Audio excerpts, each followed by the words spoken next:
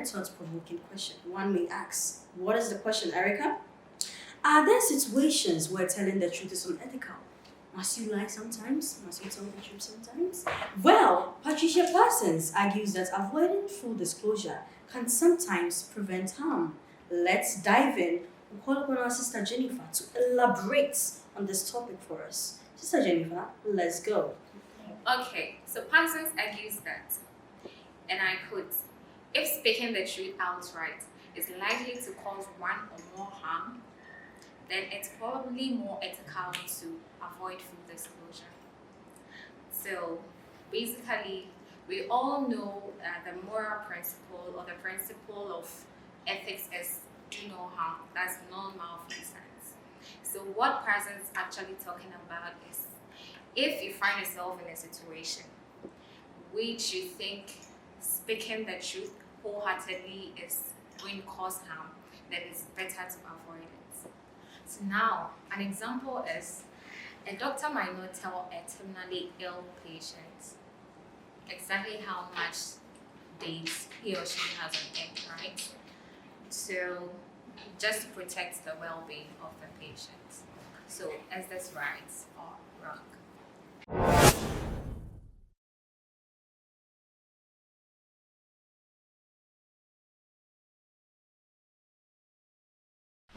Okay, so Patricia Parsons argues that if telling the truth is going to harm one or more public, then it is better to disclose it for a while.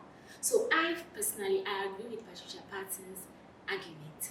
Why do I say this? If there is a crisis in an organization and you go out trying to tell the public that, okay, this is what is going on, you are going to cause fear and panic to the public. Let's say, for example, a bank and someone hacks into the data of a bank. Let me use CNC Bank. Okay, so for a case like this, as a PR professional, if you go ahead and then you tell the public that someone has hacked into the data of the organization or of the bank, it is going to cause fear and panic. For me, like this, if I have a huge money there, you come out and you tell me that, oh, somebody has hacked into your account, I'll move right to the bank. I will shout, I will scream. It's not going to be easy there. So for a case like that, as a PR professional, using your ethical guide, you just disclose the information for a while until it has been resolved.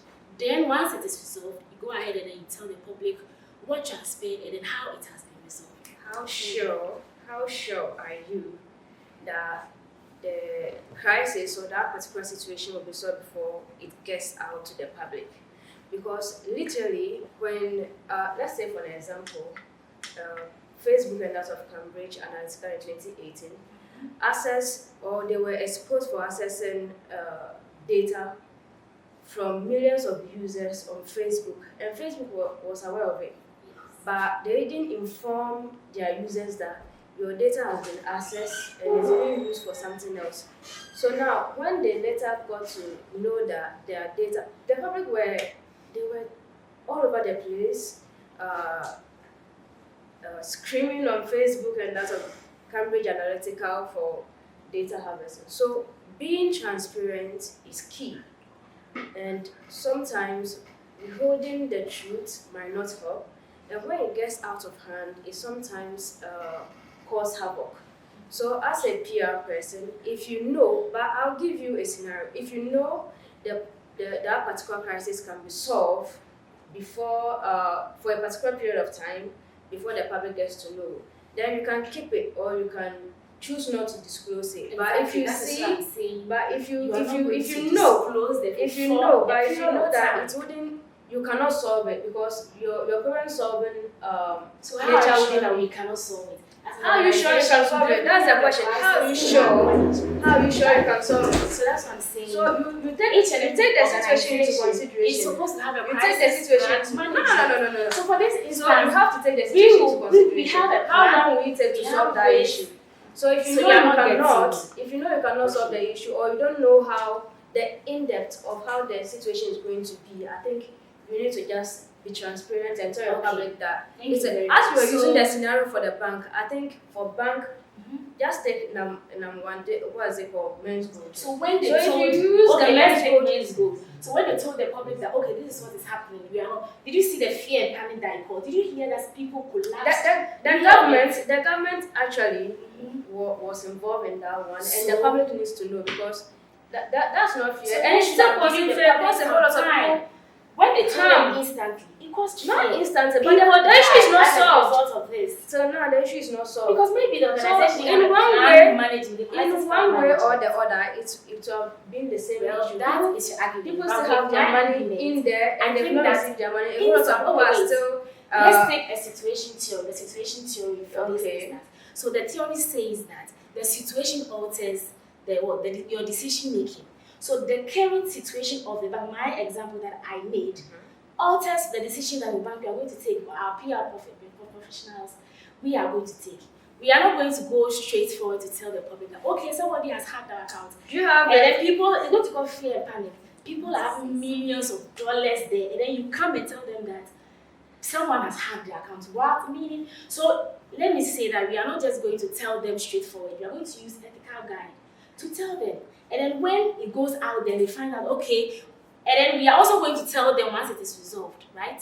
No, so I if wouldn't- we can't resolve I wouldn't it on time, agree when it comes to that. and you because find out, when- we're going to release a when press it and comes to apologize. hacking, when it And comes tell to them that hacking, we are still meaning something has been taken trying to out. maintain the situation. When we are talking about hacking, meaning something has been taken out. Every organization lot. has a software team. A software all team. that. How So how immediately strong is that- your software team? That is it. So your organization Good, has to so determine. Will you be how able to get the money back? strong- Will you be able to get the money back? So that is a lost organization. We have to pay. So it just take a day for And so you we have to to assure the tell public, your that's all. public. Yeah, good. So if I tell them in the museum the solution or the situation has not been solved, can you just give a scenario of the chaotic, event that will happen at the bank? That particular. Do you know the reputation?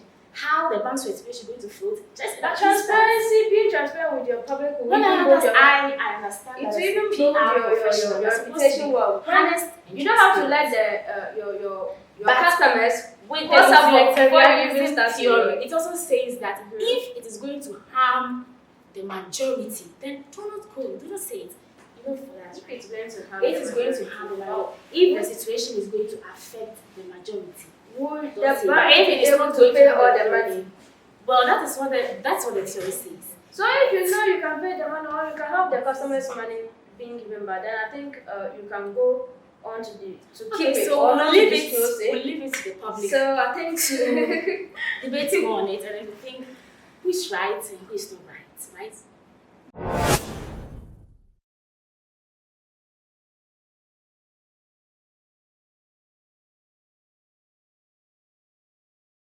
Okay, in my observation, I think government and public institutions are responsible for maintaining peace and stability.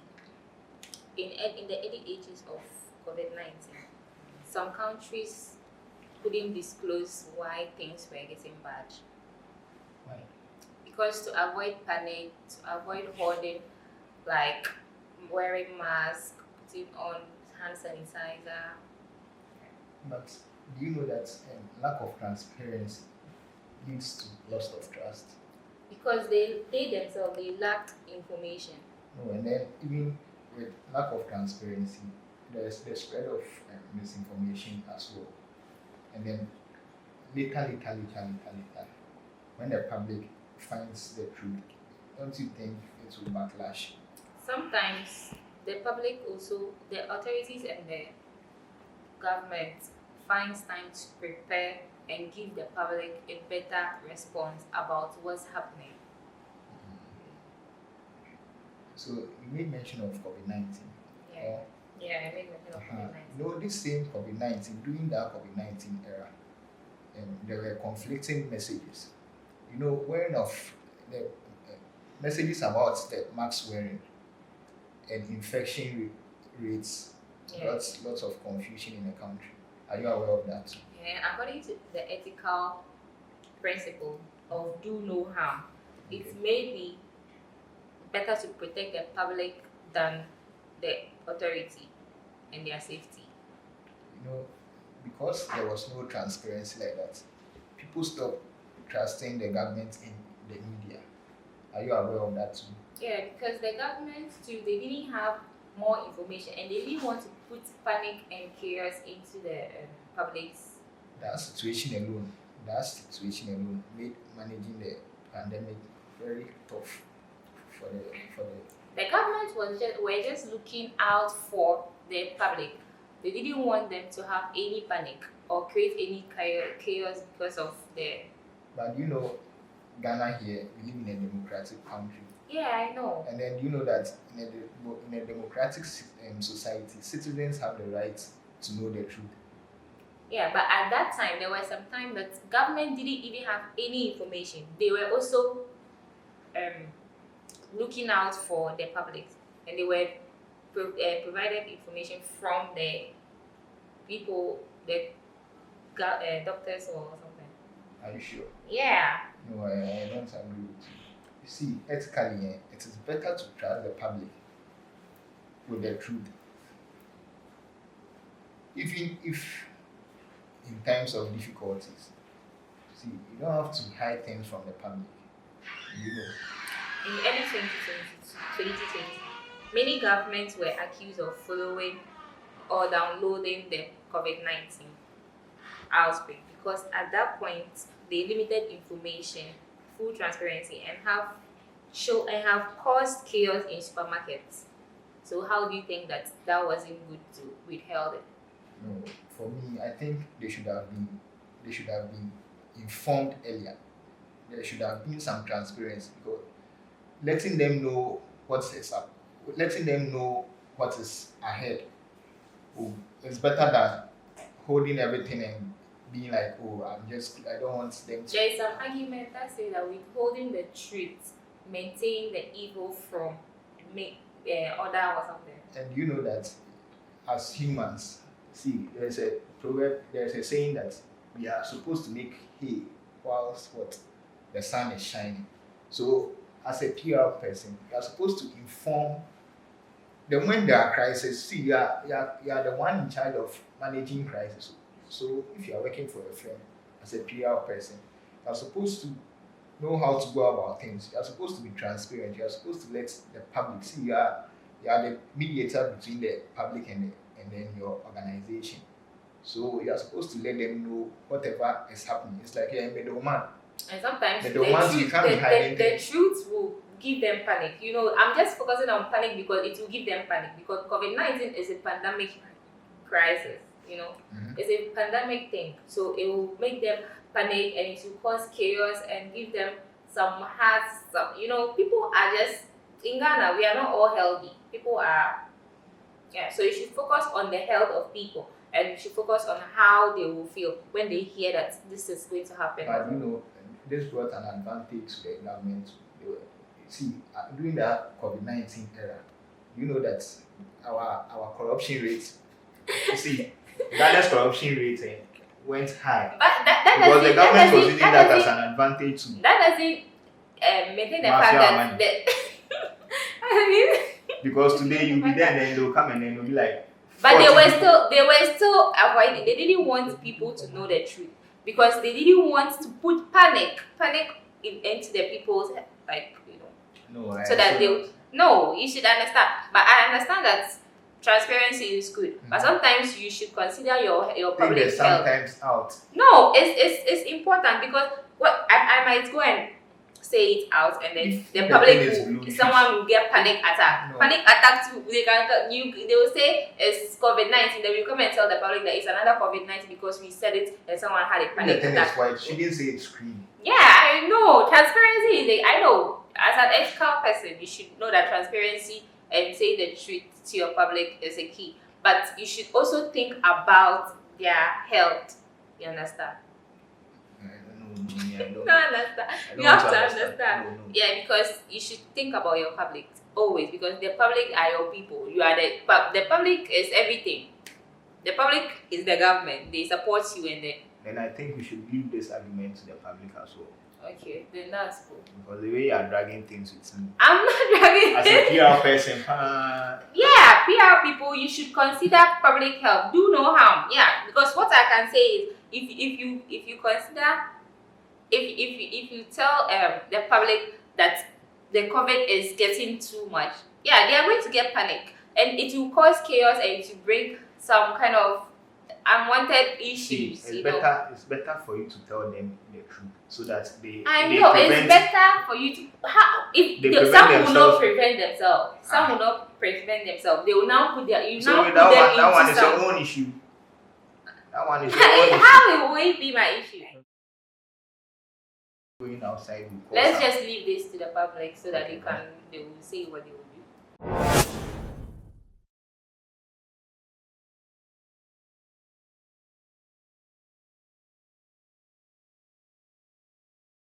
So influencers have this influence on the purchasing decisions of their audiences. So it's mandatory for them to disclose whatever partnership they have with certain brands. So assuming an influencer has been paid to endorse a brand, it is mandatory for the influencer to tell his or her audience that, I've actually been paid to do so, and I have not really tested it to see if it's actually working for me or something.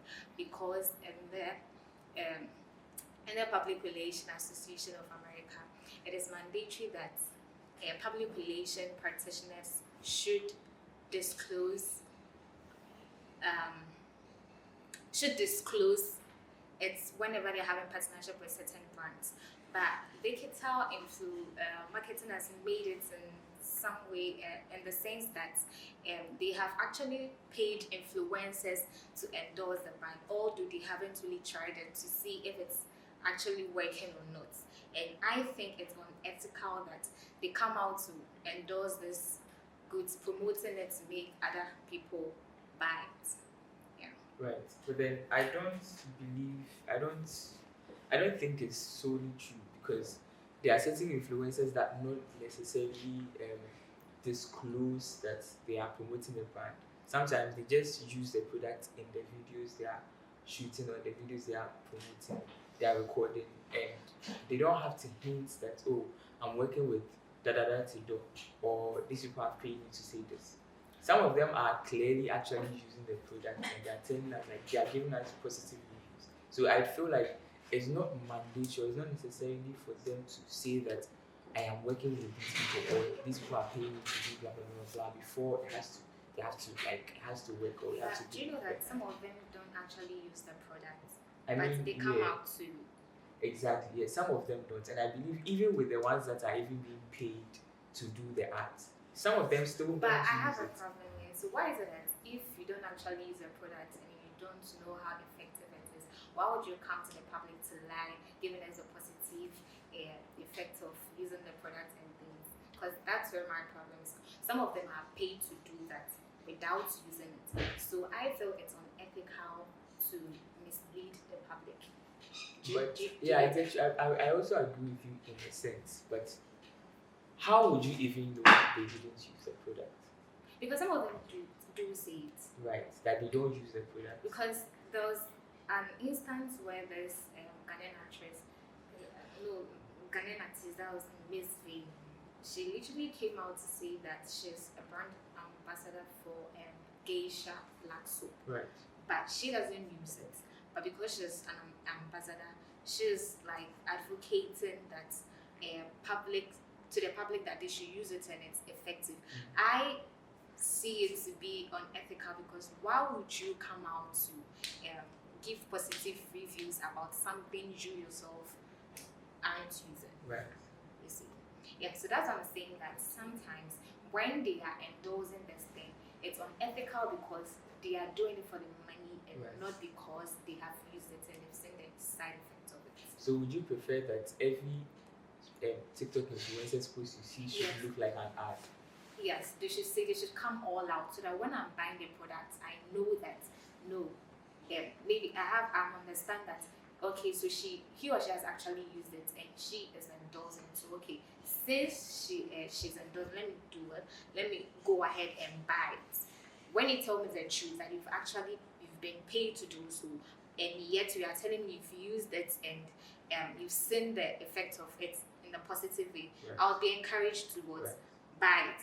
But if you don't tell me or you come out and you tell me that I have been paid, or if you come out and you tell me I haven't been paid, I would know where to stand before purchasing that particular brand. Do you understand? Yeah. So it's always ethical to be truthful to me. But then you know also that social media or digital media is not a traditional media I platform. understand. It's a new media platform and it's more like unconventional.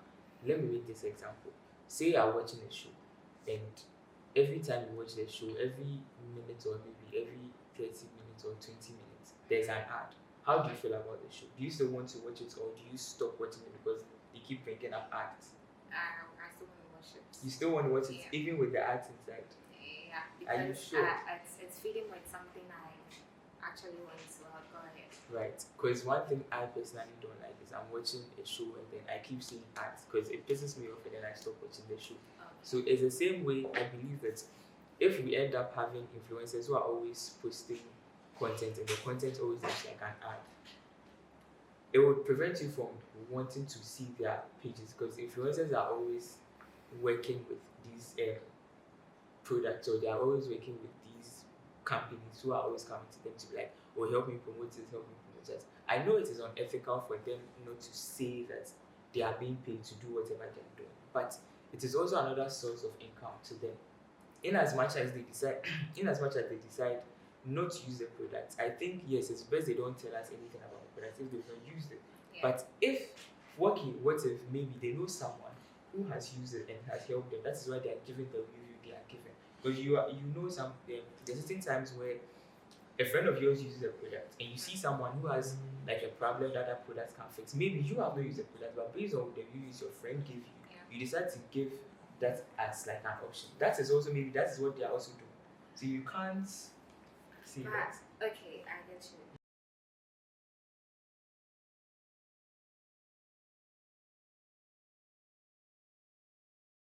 So I would just like to end with the fact that some influencers or some digital media people don't necessarily intentionally, sometimes they even forget that they have to mention that it's a paid ad. Sometimes I know these social media platforms like Instagram and TikTok have this option where they're like, you can choose to say it's a paid ad or something before you post. Sometimes they naturally forget to write that it's a paid ad, so we can't necessarily blame them for that. All we can do is that we can just tell them to ensure that they are actually using the product and they are being ethical when it comes to the digital space. Thank you.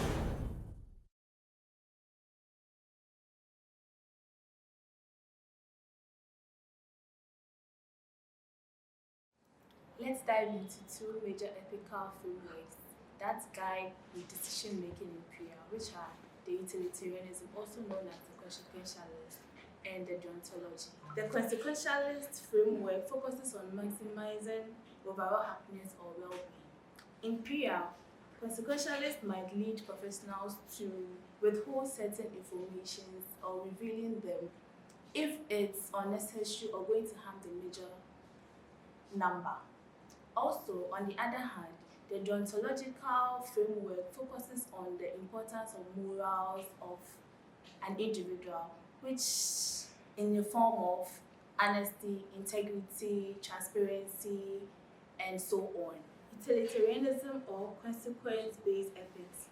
Actions are ethical if they result in greatest good for the greatest number. Withholding the truth can be justified if it prevents harm, chaos, or panic and serves public interest. On the other hand, the deontology, which is the duty-based ethics, tells more about being moral obligated regardless of the outcome.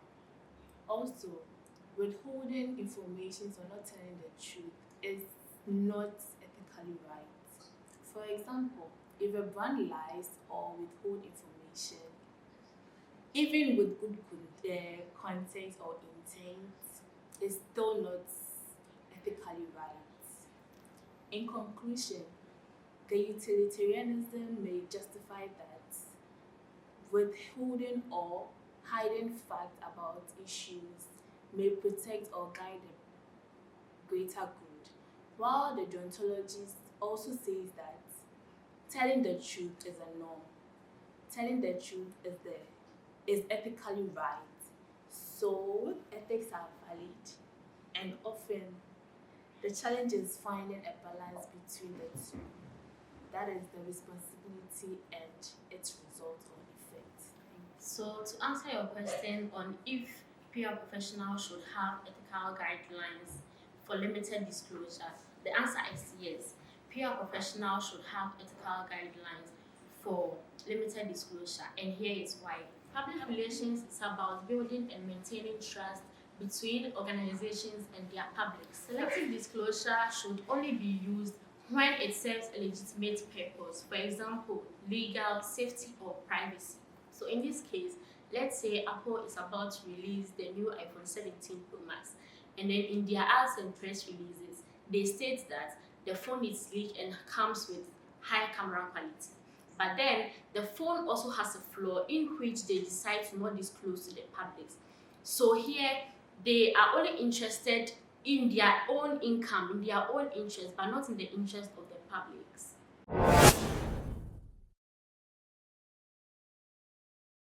So in conclusion, it's been a long journey, and yeah, as you can see, my guests, they did very well with debates and all that. I'm sure you guys had your take on it. So I'll give you some recap and some takeaways so you know it.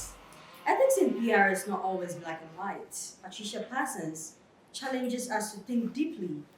Is full truth always the most ethical choice? Must you lie sometimes? Must you say the truth sometimes? Well, I'm sure you'll figure it out.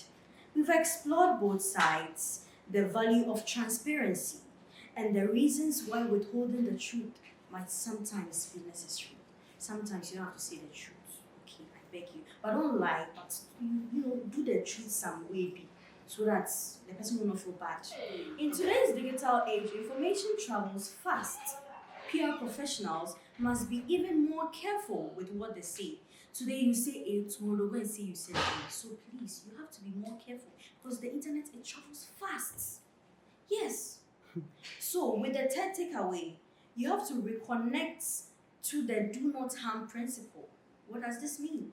The ultimate goal of ethics isn't just truth. It's truth with wisdom and responsibility. Thank you very much. Sometimes holding back the truth can protect people and avoid harm, but this should not be an excuse for a PR professional to deceive the public. Thank you. Alright. Transparency builds trust, and in PR, trust is everything. So be ethical, be mindful. For me, this discussion showed me that ethics in PR basically talks about honesty and how that honesty is delivered wisely. There are moments when withholding truth may prevent chaos, but it must be followed with clear communication later. With my final thoughts, I think withholding the truth might be ethical if only it's done temporary and only if it is done to protect the greater good. I believe intention matters. Not every undisclosed ad should be dishonest. But also, let's not forget that clarity is always better. So thank you for joining the Ethical Threads presentation today. It was lovely having you guys. We hope the discussion sparked a critical thinking about ethics in PR and marketing in your head. Let us know in the comments if you have anything to say. Please kindly like, subscribe, and comment. We'll be waiting for that. Thank you. Bye. Bye.